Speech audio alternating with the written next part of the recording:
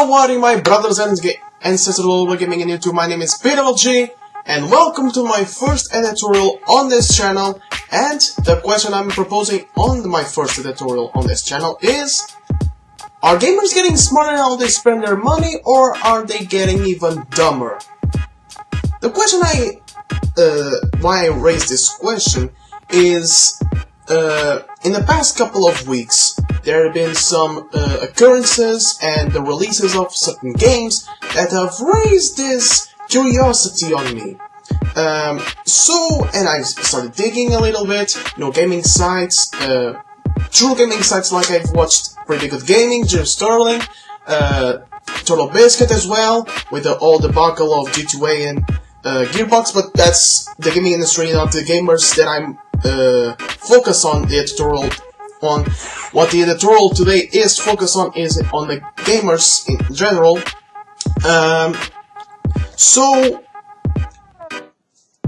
My conclusion to this question is yes and no. Gamers have become smarter, yet sometimes so that they've become so fucking dumb and they just go along with every single fucking thing. Well, why do I say this? Well, let's look at the no first. Well, the no part specifically is due because of fanboyism. What do I mean by this? Well, when certain games come out and gamers feel like they need to protect this game that belongs to $1 million company, and like, for example, let's look at an example that I've searched and will make up as an argument to why gamers have part of the gamers just got even dumber in how they spend their money, is The Legend of Zelda Breath of the Wild. Now, gaming site, one of my favorite channels right now, Pretty Good Gaming, did a video of Legend of Zelda and the DLC packs. Now, Gareth, one of the hosts of the show, live on the video, cancelled his pre-order of Legend of Zelda Breath of the Wild because on one of the DLC packs was a new hard mode. This is your reward, people, for pre-ordering shit. This is happening. If you pre-ordered the Breath of the Wild, you should cancel it. It's the principle of it. I was pretty annoyed. I'm f***ing furious is what I am. Just the other day, Nintendo announced that The Legend of Zelda Breath of the Wild will receive an expansion pass priced at £17.99. The pass will consist of 2 DLC packs featuring a new dungeon, an original story, and new challenges. So far, so good. The problem with this, though, the expansion pass is the only way to get access to one of the game's difficulty modes. That's right, the hero mode, or hard mode, is unavailable without the expansion pass. We've talked at length in the past about how shitty DLC practices can be. For instance, cutting out part of a game in order to make a sequel, like in the case of Deus Ex, or selling a season pass at the same price as the game itself. Looking at you, Star Wars Battlefront. But now Nintendo are jumping on this shitty DLC bandwagon by locking one of the most fundamental parts of a game behind a season pass. For me, this makes no fucking sense. And it was $20 DLC, and for me it does not make any fucking sense to pay $20 for a difficulty setting. Now, imagine, this is Nintendo Fan Voice we're talking about, and Zelda Fan Voice. As we saw on Jim Sterling with his review, they are as fragile as Hyrule swords. So, let's see, I'll put a comment on the screen, and I'll read to you on the most cynical way possible. The DLC isn't even out yet, and you're already spouting baseless claims about the game. You do realize that Hero Mode is most likely still going to be based in the base game, and that this new hard mode is likely something extra for the people who are more hardcore. Most of the other Zelda games never had a fucking hard mode. Also, the other DLC is being released May many months after the game's release. The base game is already done. Nintendo didn't take anything out of this massive game.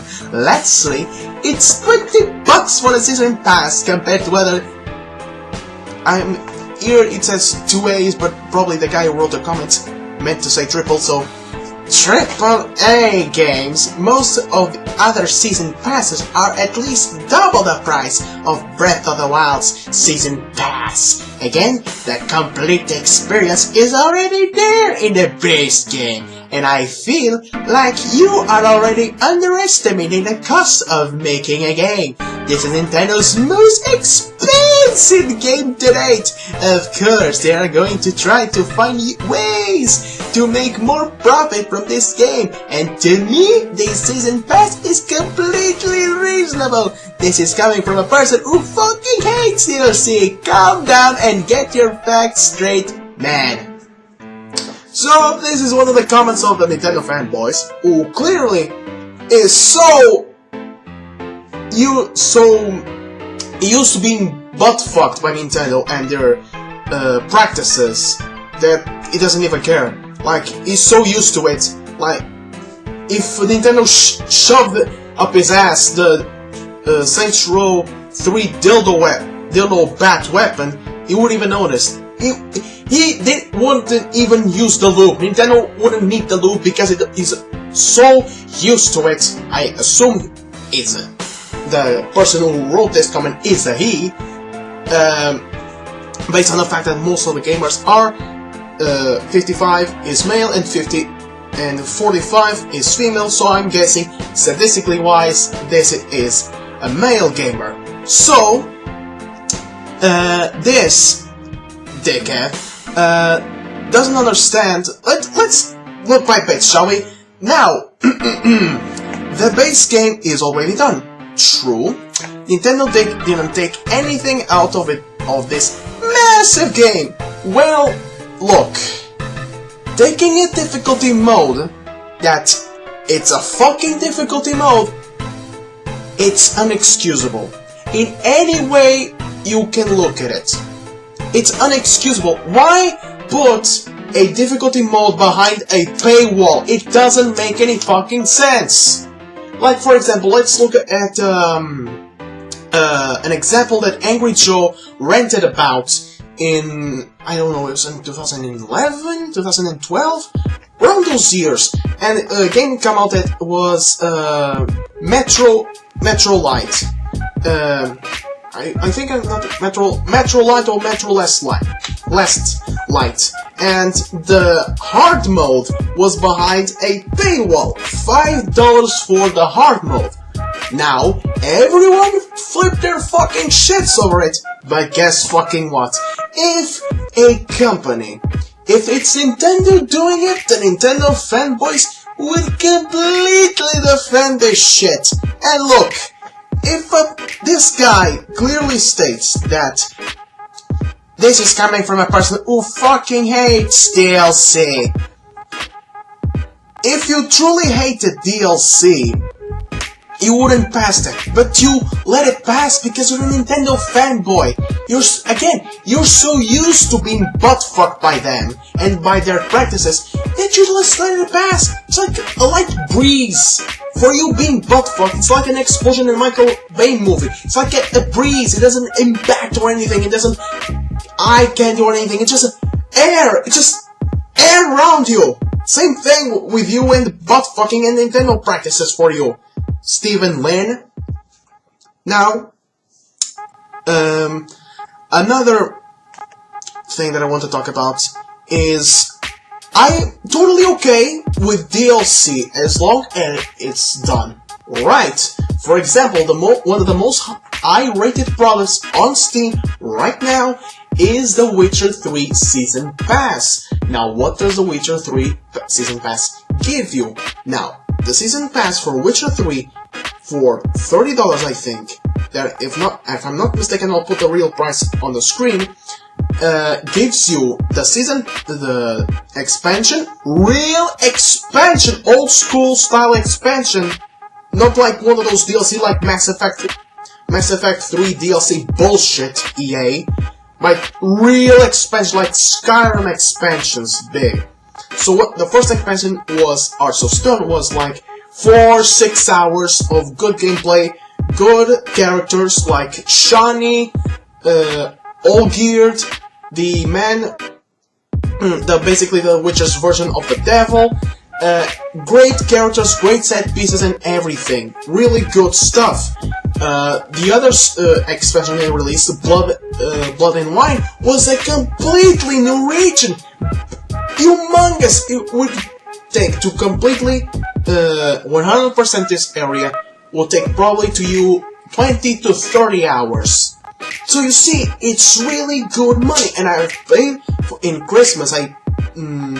On Christmas last year, I bought the season pass for The Witcher 3 for 15 euros. That was in discount on the PSN, so I bought it, and trust me, it is worth the goddamn price. So that is how DLC should have done. But here, it's complete BS, but gamers are so used to it. Some of them, anyway, they feel they have to defend a multi-million-dollar company. Oh, another thing, I love this fucking shit here. One of the lines here. I feel like you are really underestimating the cost of making this game. This is Nintendo's most expensive game to date. Of course, they are going to try to find ways to make more profit from this game. Mate. But of course they're gonna make a profit out of it. They don't need to make this. It's fucking Zelda! It's gonna sell like fucking hotcakes! They don't need these practices. They just are milking the game because they know that guys like you, Steven, yes, Steven, that you will pay for it. Zelda is one of the best launch titles ever for the Nintendo Switch, and one of the most rated games of all time, and it sells like crazy on the Switch. So this excuse, it's complete BS from a fanboy trying to defend again a multi-million-dollar company. Okay, let me show you. So I looked at the pad. So I will show you now the example of how gamers are, yes, getting smarter with how they spend their money. Now, a little example, again, taken from Pretty Good Gaming, when they talked about Call of Duty World War II. So, an example here, for example, let me see here. Oh, here it is. Because many people were pre-ordering the Call of Duty World War II, and one of the top comments you'll see on the screen is, for the love of God, people stop pre-ordering COD until they prove they can produce quality content. Now, if you ask me, a COD gamer would say this like in the era of Modern Warfare 2? No, they would never say this. For example, under the comments of the same video. If you think COD's returning to its roots, think again. There will be pay-to-win variants, there will be loot boxes, there will be a $50 map pack that took a team of interns 12 hours to make. There will be stupid pre-order bonuses, there will be new guns not included in any of the $100+ versions. And there will be barely legal child gambling via mom's credit cards. If you're cool with that, if you're cool with all of that, then you deserve to play it. And that's one of the things is Captain Brunch, bless your soul, said one thing very important about the COD franchise, and this includes like FIFA as well. Because a YouTuber was arrested, I think, for accused of gambling and inciting young children to gamble using the FIFA coins to get the players, you know, the FIFA cards and everything. Here, the phrase here, there will be pay-to-win variants. There will be loot boxes. Loot boxes now, it's the same thing with Overwatch. And Overwatch and COD, all these loot boxes systems are basically child's version of gambling. They are gambling. It's the same thing with CSGO, it's the same thing. It's gambling. It's fucking disgusting. Again, the pre-order bonuses are fucking really stupid. And the thing that it pisses me off here about the gaming industry right now with God and everything, there will be barely legal child gambling via mom's credit cards. Seriously, where gaming has stretched, AAA gaming has stretched our fucking wallets. And guess what? Timmy wants that gun, Mom. Mommy, Timmy really wants that new flash gun. He really wants that new gun. Maybe a crossbow, or maybe a skin for a gun, a real rare, exotic, gun skin. He really wants it. Mom, please. Now, another comment of the same video, for example, is this. Basically in the same light of Captain Brunch's comment. Dino, great one-punch pick, by the way. It's still probably filled with microtransactions, bait skins, bad plot, DLC, loot boxes. It's like when people get what they want, they forget all of its flaws. Exactly, Dino, I couldn't even put it better. Because God fanboys especially, and fucking casuals, they see this shit and they say, we don't want jetpacks, and let's be honest, it's fucking stupid. And you know one thing about COD as well? The multiplayer will feel the exact same fucking thing. It will be no fucking different. You know why? Because they do not give a flying fuck about it. Activision are giving 2 fucks about it, the multiplayer.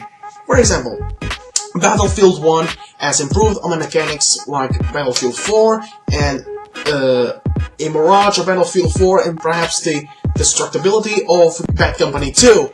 Now, the game style is more strategic than COD. COD is still a chicken running across the map with its head off and shooting every motherfucker he sees on sight. That is the call online. For example, one example, Jim Sterling, when he reviewed Infinite Warfare, he stated on a review on his site that he only reviewed the campaign because he knows that the multiplayer is still the godsame fucking thing, that it wasn't Ghost, that it wasn't Call of Duty Black Ops 2, that it wasn't called Black Ops 1, the Black Ops 3, so you know, it doesn't change any of this, it will neither.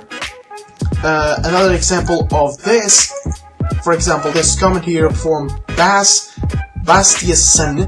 Don't get too excited for the new COD, guys. The COD set in the past does not equal a good COD game. Sorry, COD game.